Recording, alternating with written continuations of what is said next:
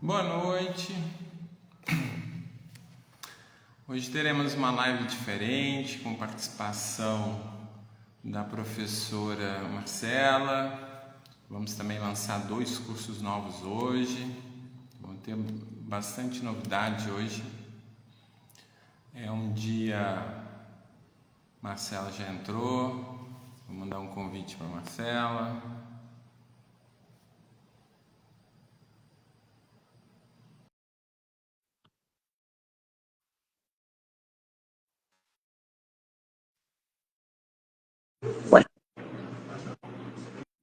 Boa noite. Oi, Adorei boa o óculos noite. estiloso. Obrigada. Como é que você está? Tudo bem, graças a Deus. Eu só não tô te vendo. O que que eu preciso tocar aqui para eu te ver?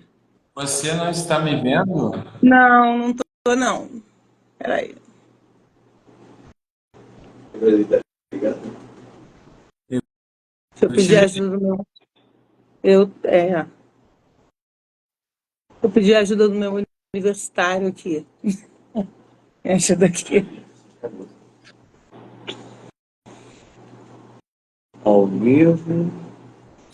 Ô Marcela, faz o seguinte: sai um pouco, você pode sair da live, que eu te chamo de novo para a câmera ligar, então. Tá bom, então. Tá bom? Beijo. Tchau. Tchau.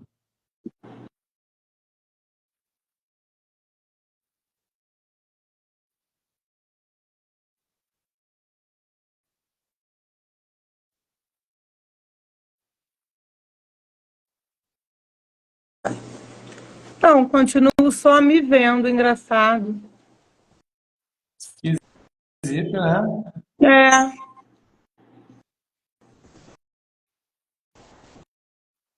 deixa eu ver se eu tenho aqui. Não, estranho. Não. Não, continuo só me vendo, Márcio. Mas a gente consegue conversar. Acho que eu fico até menos nervosa.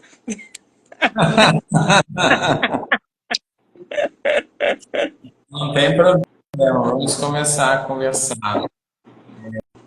Tem muitas pessoas, né, chegando hoje, também é um horário assim que o pessoal está se acomodando.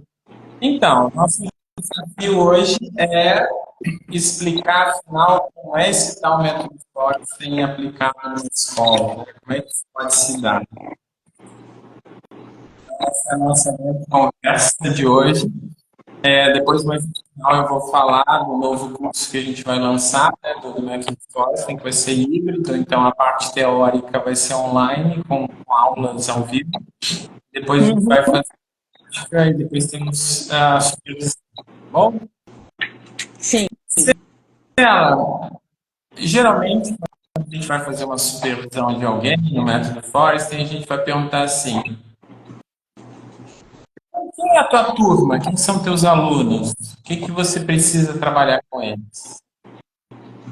Bom, eu sou professora, né, de geografia.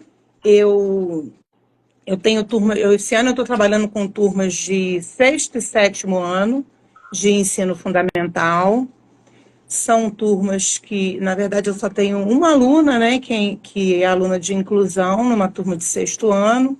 Mas, enfim, depois que eu fiz o curso, eu percebi como eu podia fazer muito uso do método, não só com os alunos público-alvo da educação especial, mas com todos os alunos da turma. Porque o que assim, eu vi de importante foi para o meu planejamento, né? São turmas que hoje as minhas turmas são todas crianças da mesma faixa etária, mas com graus de dificuldade bem diferentes, né? Com uma necessidade de diferentes formas de abordar os conteúdos que eu preciso trabalhar de geografia. Então, vou pensar como Forest tem agora, né? Eu vou pensar no contexto dessas crianças de sexto ano que chegam para o sexto ano, né? Então, eles vão chegar quinto ano, possível com uma questão de maior dependência do professor, que é a cultura de primeiro e quinto ano, né?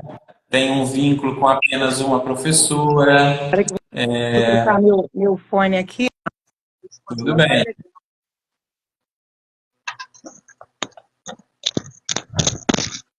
Agora acho que vai. Pode falar. Agora melhorou. Então, fazendo o perfil do aluno, a gente vai ver um pouco o contexto dele, com a história dele. Então, ele geralmente é um aluno que veio do quinto ano. Quinto ano é trabalhado pelas professoras de pedagogia, que ela dá todas as disciplinas, ela fica muito mais tempo com esses alunos. Às vezes, ela está 2 anos com esses alunos. E esse aluno vem para uma outra realidade que exige muito mais autonomia dele, né, de lidar com os seus materiais, lidar com o registro das suas aprendizagens, do planejamento da aprendizagem, de como é que eu vou lidar com as atividades, com os livros, com as provas, com os trabalhos, com isso tudo, né? Além disso, você tem uma mudança física nesses meninos, né? Meninas que antes eles eram mais crianças e agora estão no segundo ciclo. Tem toda uma coisa corporal acontecendo com eles também, né? Então, assim, eu estou mostrando como é que a gente vai entender o contexto deles, né? Eles já estão se sentindo, eles já estão no grupo dos grandes, né? Agora, em relação ao quinto ano, eles já são grandes e tudo mais. Então, tem esses aspectos psicológicos e culturais que a gente vai analisar. Quando você fala das diferentes dificuldades, é importante a gente perceber, assim, para aprender, o que é necessário aprender geografia? Geografia ela trabalha aspectos representacionais de abstração, né? Se a gente for pegar uma geografia mais física, no sentido território, de percepção de um mapa do Brasil, por exemplo, essas coisas. As questões humanas também, de projetar. Eu moro numa ilha, que é o teu caso, né, na Ilha Grande, e aí a gente está falando dos povos do sul do Brasil. Como é que é lá? Como é que funciona? Quando a gente fala de frio agora que está acontecendo lá de 8 graus, 4 graus, o que significa isso, né? Como é que a produção de alimentos ou coisas assim se dá em outros lugares? Então, o processo de pensamento ali se dá muito numa projeção de relações virtuais. Por quê? Porque eles concretamente eles não vivenciam isso na realidade deles, né? Você está falando quase que contando histórias, né, de coisas que eles nunca viram, a não ser às vezes por um celular ou por uma foto do livro. E por que isso tudo é importante? Se eu não pensar em mediação do significado, essa aprendizagem é apenas para uma decoreba ou para passar numa prova, né? E é um questionamento que eu sempre faço aos professores que vão trabalhar. Como é que você vai construir significados com essas pessoas e por que ele tem que aprender aquele conteúdo que foi definido pelo governo federal, pelo Estado, que está colocado num livro? Né? Então, assim, se eu não entendo o perfil, eu não vou conseguir fazer o terceiro item da mediação, que é a transcendência. Como é que eu aplico isso que eu estou aprendendo em geografia na minha vida? Para entender o que eu estou vivendo, de onde que vem esse alimento, por que a gente come isso, por que a gente funciona de uma determinada maneira, né? Eu tenho a geografia como uma coisa, um conjunto de conhecimentos que te posiciona muito no mundo, não só geograficamente no sentido físico, mas isso que eu como vem da onde, isso que eu visto é porque que é assim, por que as coisas se dão dessa forma, né? Por que eu estou numa ilha e o que isso quer dizer, né, de eu ser um ilhéu, por exemplo, né? O que isso culturalmente significa, né? Eu acho que um pouco o papel da geografia se fosse em espanhol, eles usariam o termo ubicar, no sentido de te localizar no mundo, não só uma coisa de pontos cardeais ou de coordenadas, mas no sentido de quem eu sou nesse mundo, né? Lógico que a história vai te complementar nessas questões, mas eu vejo geografia muito nisso. Então você vai ter que trabalhar essas questões de significado que eu dou para aquilo que eu vou ensinar. Como é que eu torno aquilo o objetivo deles e não apenas uma coisa comportamental que se eu não aprender esse conteúdo eu reprovo, eu perco pronto. Ah, se você não entregar o trabalho, não tiver o caderno completo, eu não vou ter nota. Várias estratégias assim que os professores ao longo da história têm usado para obrigar o aluno a manter um caderno completo, a entregar um trabalho e tal. Mas aí você vê que essas estratégias todas vão lidar com um problema que o professor não está pensando, que é qual é a causa de falta de engajamento à minha aula, à minha disciplina, a esses conhecimentos que eu vou trabalhar. Será que eles não são mais importantes ou eu mesmo, como professor, não consigo conectar e dar significado a isso para aquela comunidade que eu estou atendendo? Então, o Forrester vai trabalhar muito isso por trás, né? Antes de começar a trabalhar conteúdo. Eu vou pensar sobre isso. É, Eu sempre me pergunto, pode falar. eu percebi muito isso depois que eu já sou professora há um bom tempo, né? Mas depois que eu fiz o curso, que aí eu comecei a fazer o exercício, na verdade foram duas coisas muito importantes. Fazer o curso, né? Quando eu fiz o curso de Forest, em que eu comecei a ver que quando eu pauto os meus planejamentos nos três princípios, né? Na intencionalidade, eu comecei a me perceber uma professora mais aberta a entender o aluno a partir daquilo que é importante para ele, né? Que é a intencionalidade e a reciprocidade.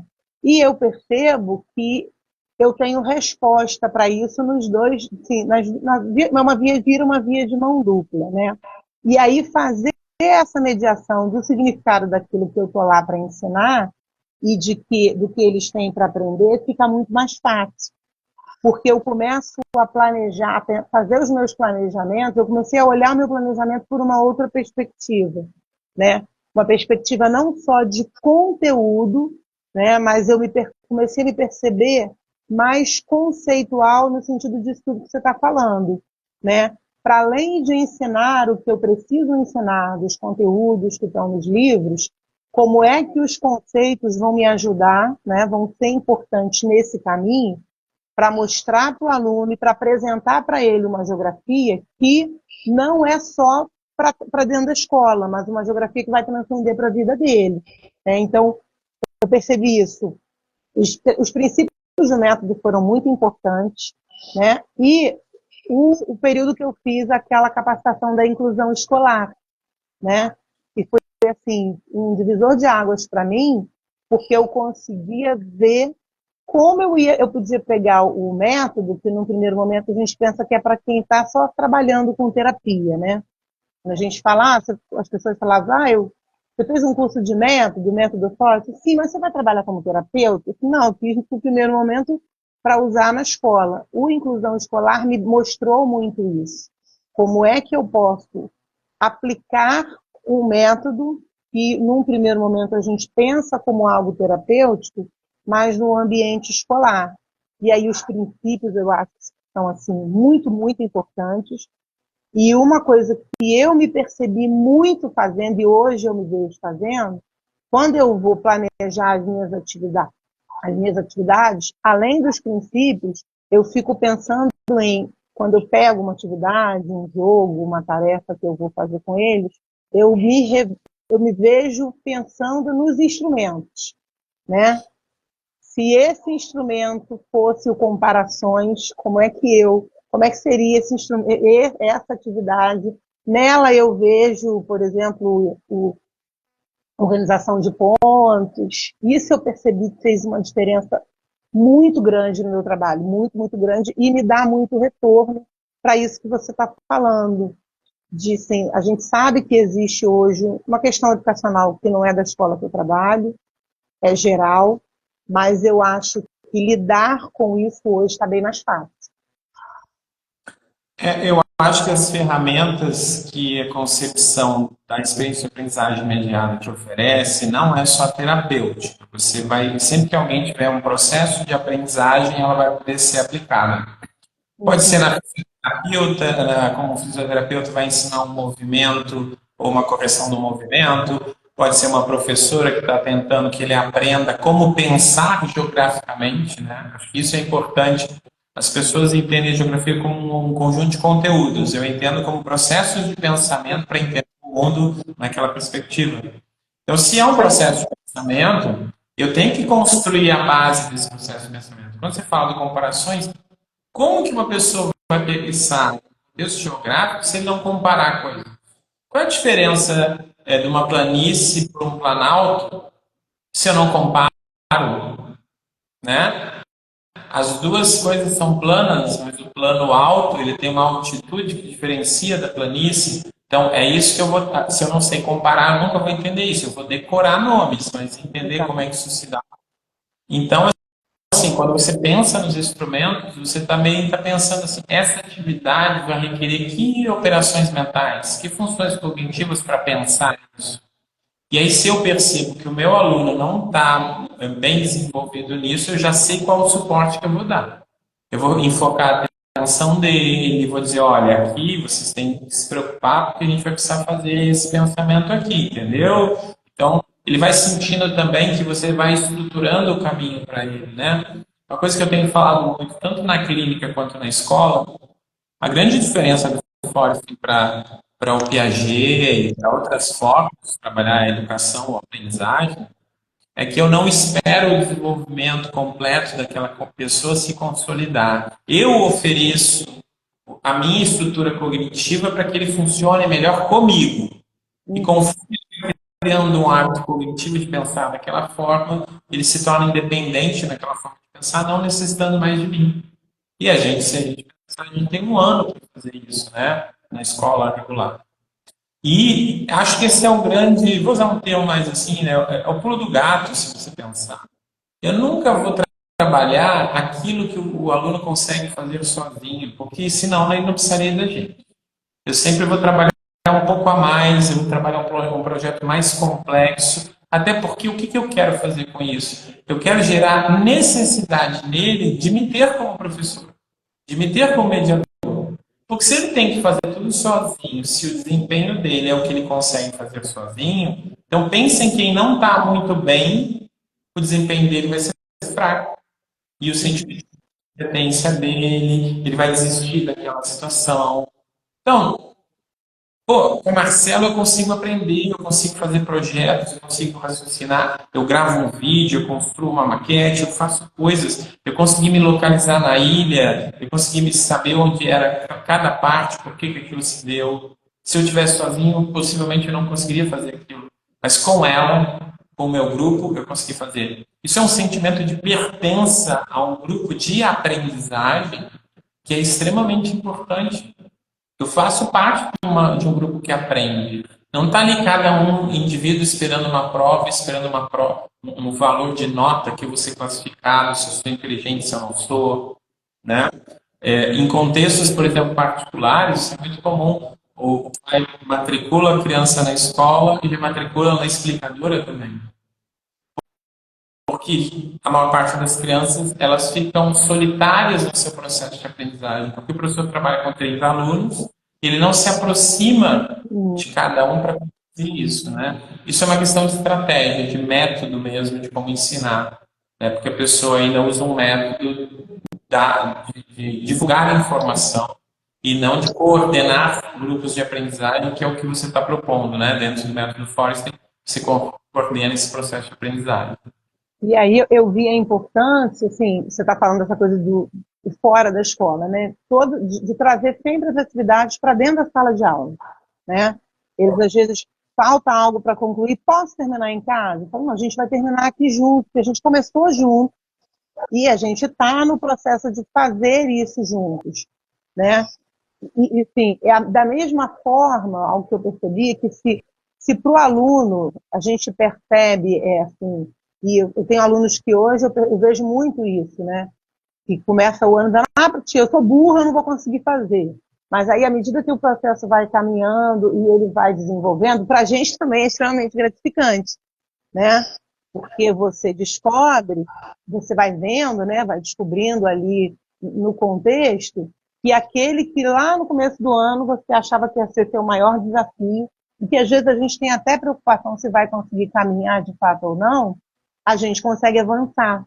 E não avança, você está falando, em isolado, avança sempre em grupo. Eu sempre gostei de trabalhar em grupo com as minhas turmas.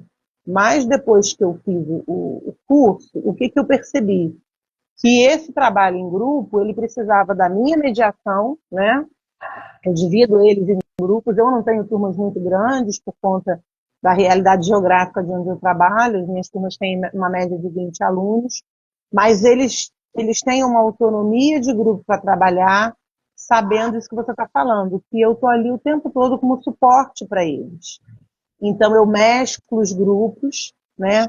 Muito para o que eu via muito, inclusive, no estágio lá com vocês, eu via a importância de a gente ter modelos, né? De você ter pessoas com funcionamentos diferentes. E aí, não obrigatoriamente porque um aluno sabe mais que o outro, tem mais dificuldade com o outro, mas eles têm formas diferentes de lidar com as dificuldades, de lidar com a forma de fazer o trabalho.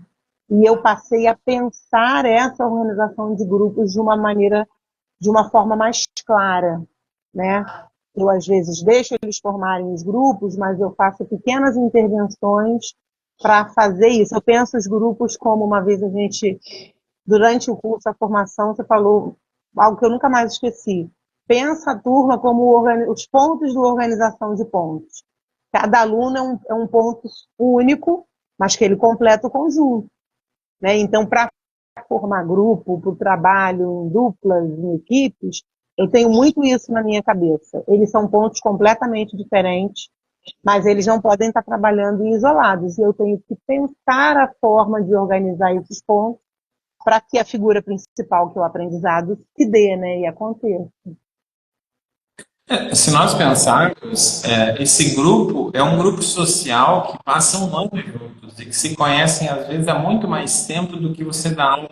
Sim, sim. E, às vezes, você trata eles como indivíduos inseparados, inclusive na organização. Me lembro que era histórico, eu também fui professor do estado do Rio, fazia mapa de sala para controlar as relações sociais dentro da sala de aula. Né? Se isso não é um pezinho numa ditadura, eu não sei o que é, né?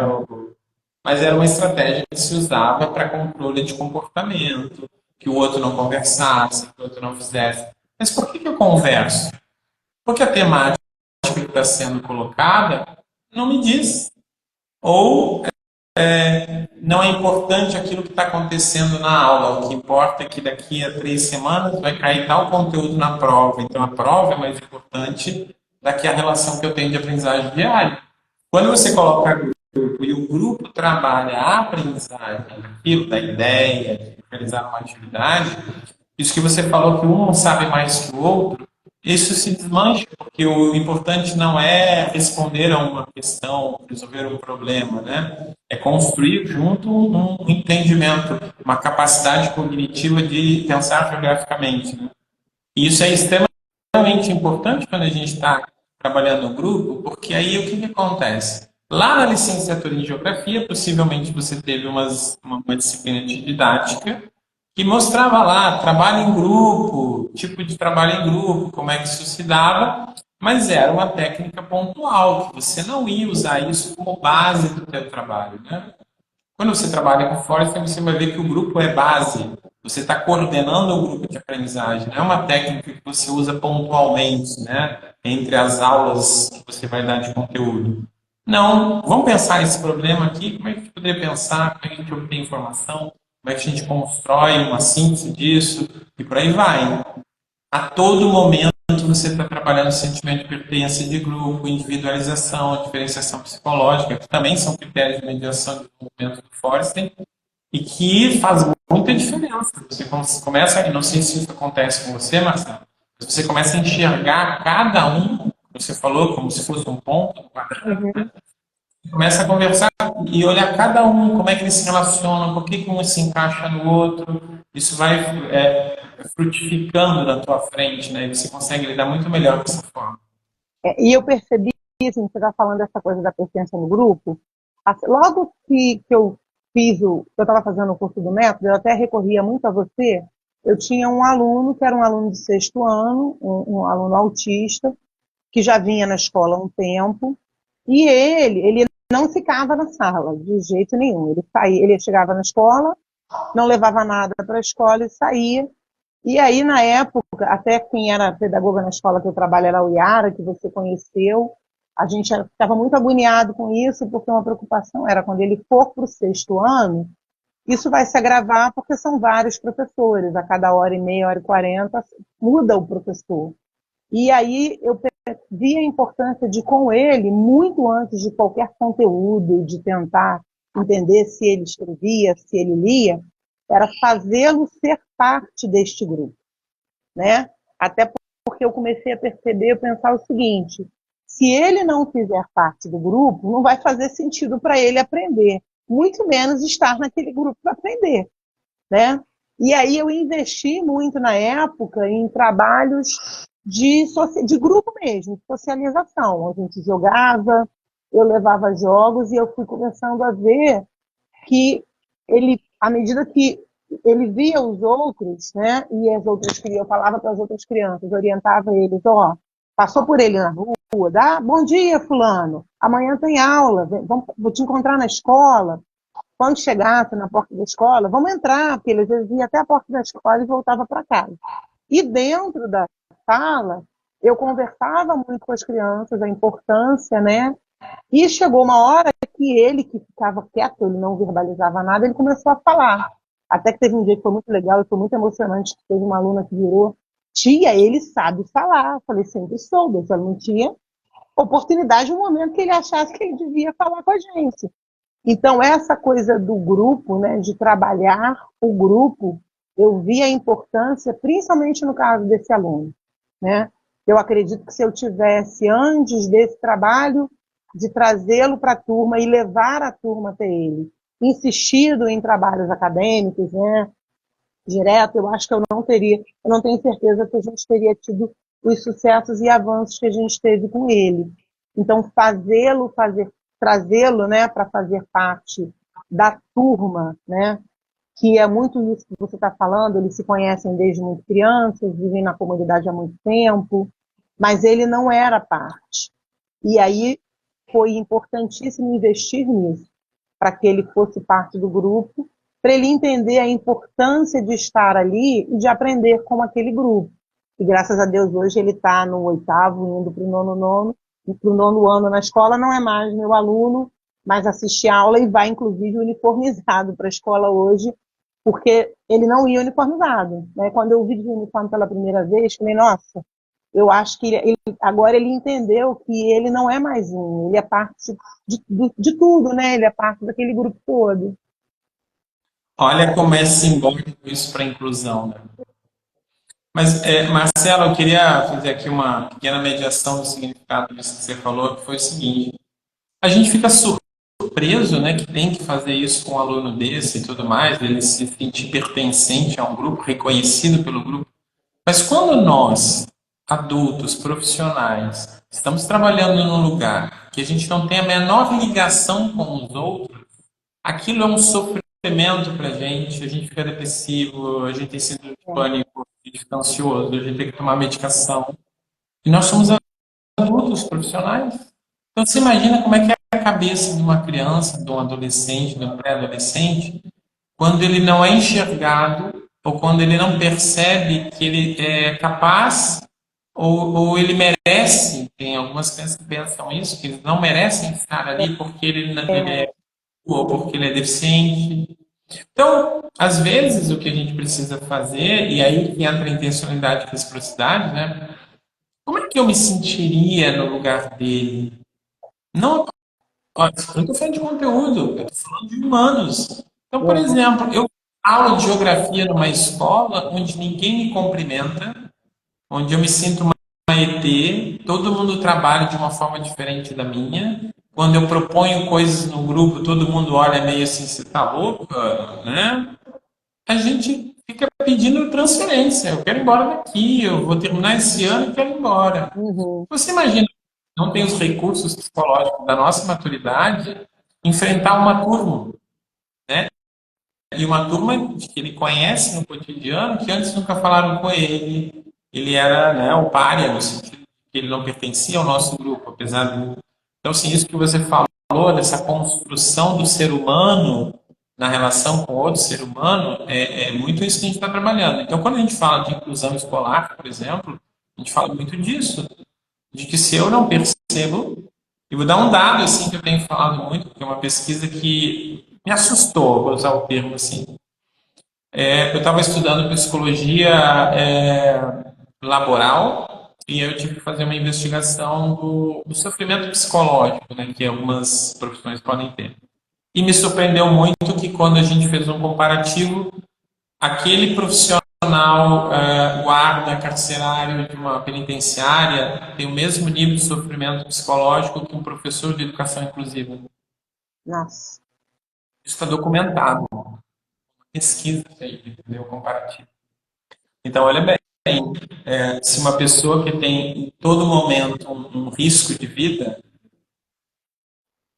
né, que a gente imagina dentro de uma penitenciária, você é um perto de milhares de pessoas, né, e que ele tem toda uma questão da periculosidade do ambiente que você está, ali não é que os alunos sejam perigosos, mas você tem uma sobrecarga em você também no sentido de uma incapacidade ou no sentido de você chega no momento que você eu não vou fazer diferença, eu não tenho o que fazer aqui, como é que eu lido com isso, né?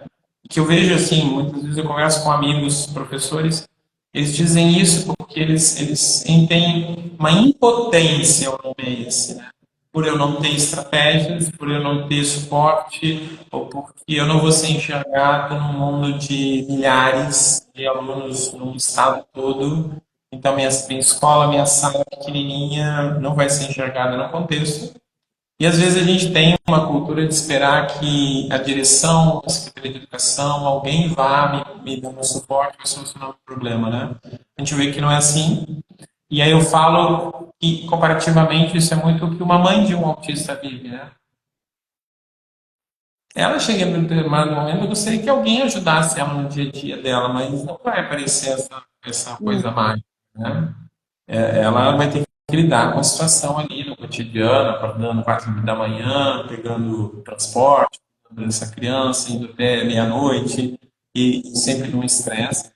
Isso é um pouco o que a vida do professor é quando ele está trabalhando com uma turma muito grande, que tem muitas dificuldades de aprendizagem, o contexto em torno da educação e da escola, assim, né?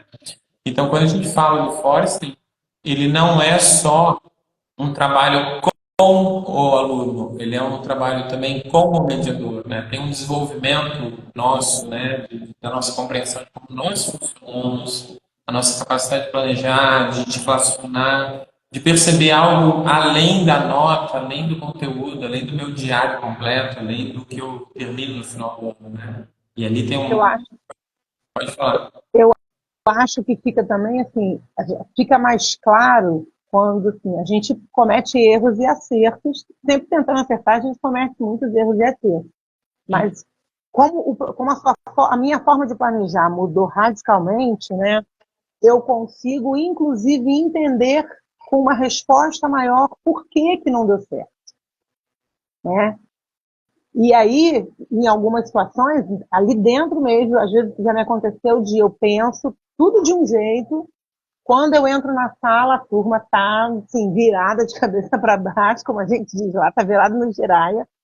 E aí eu consigo manter aquele planejamento, mas eu acho que tem um pouco disso assim de auto-aplicação do método, né? Eu acho que a gente vira meio que eu digo que eu virei uma force time people, porque você consegue lidar com a dificuldade de uma forma que ela mexe com você, mas ela não te desconcerta porque você tem material para estar ali, né?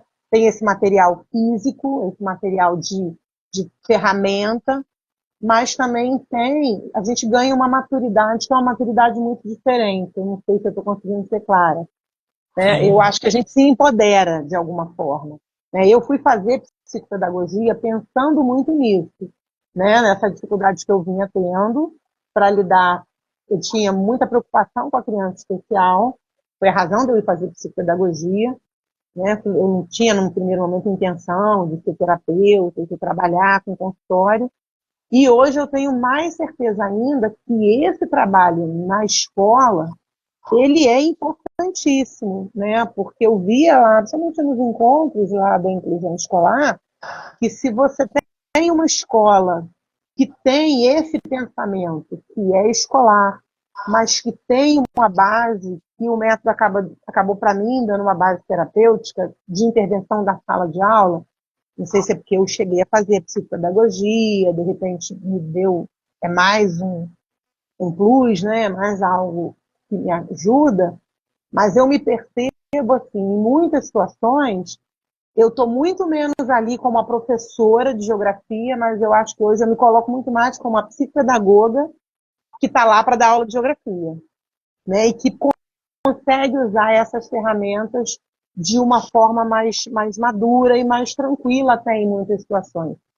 Eu acho que para mim foi uma forma de me empoderar mesmo. Sim, não ficar mais esperando, né, achando que eu preciso de fazer que a secretaria me ofereça os cursos. Eu penso sempre assim, o aluno vai vir independente do que eu tenha de capacitação ou não. Então, eu preciso estar preparada para isso. Como? Né? Isso é uma maturidade que a gente ganha, né? Eu entendo também que assim, eu não preciso ser um psicopedagogo, né? Mas o que me muda é eu como mediador, eu começo a entender assim, eu não estou ensinando um conteúdo, eu tô ensinando um processo de pensamento. Então, se eu estou dando aula de matemática, eu tenho que ensinar um processo de pensamento matemático. São ferramentas que eu estou oferecendo para que essa pessoa construa a percepção de mundo dela. Isso são todas as disciplinas. Mas isso ainda é uma coisa que está muito longe ainda nas graduações, né, nas licenciaturas. Mas a gente não precisa fazer uma especialização em uma questão terapêutica de dificuldade de aprendizagem. No fundo, é você mudar o seu enfoque. É. E aí, peraí, eu tenho que ir como aquela pessoa pensa, como ela aprende, independente se ela tem uma dificuldade de aprendizagem ou não, porque isso é importante falar. Não é só bom para aqueles que têm dificuldade de aprendizagem, né? É para a turma toda. Toda a turma melhora a sua aprendizagem, melhora o seu convívio, melhora o seu desempenho, né? E assim, a gente já está chegando a 40 minutos. Quero sempre me puxar o brilho de que eu me estendo demais. Eu acho que quero te agradecer o teu depoimento, Marcela, mas eu acho que isso é uma coisa importante. Está na hora, né, da gente começar a pensar isso, né? O conteúdo, a prova, né, a classificação está sendo mais importante do que um processo humano de relação, de construção de uma capacidade de conceber o mundo, de resolver problemas, de ser inteligente, de ser feliz também. Uhum. Eu vejo, eu li um livro chamado Alunos Felizes há muito tempo e que eu vejo que a maior parte dos alunos eles não são felizes durante as aulas, são felizes no recreio. E ainda no recreio, o pessoal quer dizer, não corre, não grita, não faça, não brinque, não jogue. Então, se a felicidade está no sair da aula, está no recreio, está na hora de bater o sinal, eu saio correndo porque eu não aguento mais estar ali, a gente tem que repensar, né, o quanto nós estamos sendo carcereiros. E aí eu acho que isso é importante, não importa onde eu esteja, se eu consigo ver o potencial que aquela pessoa tem comigo, eu acho que isso o Forrest trabalha muito, a relação comigo, não é sozinho, não é fazendo trabalho em casa, não é tarefa que eu dei para casa. Na relação comigo, ele aprende, ele consegue desempenhar mais do que ele faria sozinho. Esse é o grande objetivo desse modelo, né, dessa linha de pensamento. E assim, queria te dar uns minutos para você concluir, né, Marcelo? Te agradeço muito por ter sido modelo. Né? Você me perguntou na semana passada só. Se ela se amarrou agora, está no sal. Queria depois ter um tempinho para falar de dois cursos importantes que a gente vai falar, que é o Método Forrestin e também um curso para famílias que a gente vai fazer. Então, você tem aí 5 minutinhos, se você quiser, Marcelo, para encerrar. Se você quer falar para pessoas também, né? A gente tem que dar recado assim, para uma comunidade, um grupo e tal. O que eu quero, assim, o que eu quero dizer é o seguinte, eu acho que é muito importante, assim, as pessoas, quem tiver a oportunidade de conhecer mais o método, tanto aqui pelo trabalho que vocês estão fazendo, aqui na internet, através do curso, eu acho que vale muito a pena, né? Vale muito a pena, tanto do ponto de vista profissional quanto do ponto de vista pessoal.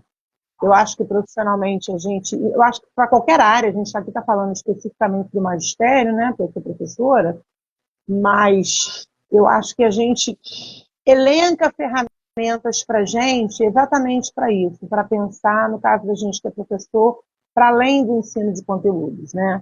Hoje eu tenho muito mais clareza de entrar em sala para dar as minhas aulas de geografia e pensar o seguinte: vamos juntos aqui aprender a pensar o mundo a partir da geografia, né? Então eu tenho mais maturidade para usar as ferramentas que o método me deu para isso, né? Acredito que dá resultado, né?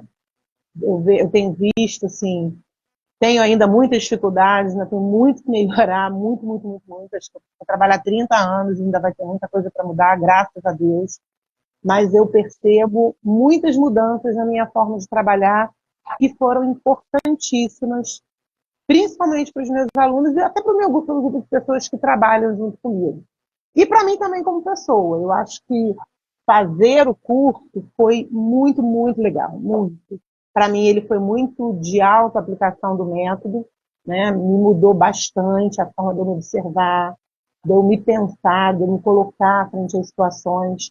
O momento Deixe-me Pensar virou algo que eu levo para a minha vida. Tem horas, até em sala, às vezes eu vivo situações difíceis, eu paro, respiro, e antes de fazer qualquer coisa, eu paro para olhar a situação e cada coisa que está ligada ali a ela, que é o princípio de organização de pontos, né? Coloca cada coisa no seu lugar e como é que essas coisas se ligam e como é que eu posso intervir para agir, para ter uma forma melhor de lidar com isso. Então, eu acho que para quem puder, tiver oportunidade, vale muito a pena, muito, muito, muito a pena. Vai ganhar muito, tanto pessoal quanto profissionalmente. Aqui tem um capacitador que ficou feliz de ouvir isso da aluna, né? Mas muito obrigado, Marcelo. Então, pessoal, falando do curso, a gente vai lançar um post agora na bio do Instagram nosso. Já tem lá um link para fazer a inscrição, tem todos os dados, dia, horário, como é que é a carga horária, as partes, mas explicando basicamente. Vocês vão fazer uma parte teórica metodológica, onde vocês vão estudar o que é o método, quais são as teorias, como é que isso se dá, o que são todos esses critérios que a Marcela falou, esses instrumentos de pensamento que ela colocou, o que é neuroplasticidade, essa parte, e como isso se aplica na sua especialidade, seja você professor ou um terapeuta, né? E depois você tem encontros de prática e você vai trabalhar diretamente, né, com a sua inteligência e também pensar, ver avaliações, ver aplicação prática com pessoas, né, de diversas condições. E depois dessa parte prática, você continua com a parte de supervisão. Então, você vai escolher alguns projetos para você fazer a intervenção, pode ser professor com uma turma, pode ser um profissional com o seu paciente, e assim for. E aí você vai ser supervisionado por 6 meses nessa prática, para você ter toda essa parte, estudo teórico de compreensão, ver como o modelo se aplica na prática e depois você aplicar com uma supervisão, né, semanal também. Então é um curso que eu pensei, né, num formato que pudesse dar esse suporte para a pessoa entender, perceber como é que é a aplicação e depois aprofundar esse trabalho com aplicação prática mesmo, né? E, às vezes, esse formato ele não é muito adequado a famílias, porque a família não quer fazer esse tipo de sistema, né? Então, aí, muitas mães me questionaram isso, então a gente criou a gente criou um curso que se chama Arte de Cuidar a Família, onde nós vamos pegar as partes práticas de como lidar, como perfilar o seu filho, como é que entender o funcionamento dele, e como projetar uma intervenção familiar mesmo, como mãe, não como terapeuta, mas como mãe ou pai, e trabalhar isso com o seu filho, ou às vezes o contrário, você é um adulto que vai fazer intervenção com o seu pai que está idoso, que está num processo de prevenir demência, prevenir Alzheimer, essas coisas todas, né? E que esse é um trabalho importante também da família, então como administrar isso na família. E vai ter um formato que é o trabalho de estudo, também vai ter uma plataforma de estudo para você entender o que você vai fazer, entender como é que você caracteriza o seu filho, entende o funcionamento dele. E vão ter uma coisa que a gente chama de coaching, que é orientação individual de como trabalhar com seu filho. Você grava a sua intervenção e depois você traz o vídeo do seu filho, a gente analisa o vídeo e te dá suporte para a continuidade disso, né? E vai ser um trabalho de 5 meses, 6 meses, vai começar em setembro e a gente vai até janeiro do ano que vem. Vai pegar o período de férias ali para preparar a pessoa. Geralmente os filhos entram em férias da clínica e aí eu não sei o que fazer com meu filho em casa e como é que eu organizo esse momento onde eu não tenho assistente de terapeutas, que eu estou sozinho com meu filho durante 20 dias, às vezes 30 dias, num lugar diferente, como uma praia, coisa assim. Então a gente vai trabalhar essa parte também. E os dois cursos estão no link da nossa página, né, do Instagram, e ali tem um descritivo que diz que são, como é que o curso vai se dar, valores, tudo mais lá, tá bom? Eu agradeço a atenção de vocês. Marcela, muitíssimo obrigado. Eu que Você foi. agradeço. E vamos te chamar mais vezes para você aparecer por aqui, tá bom? Sem Tá surpresa. bom. Gente, muito obrigado por hoje. Até quinta que vem, tá bom? Abração. Tchau. Boa noite.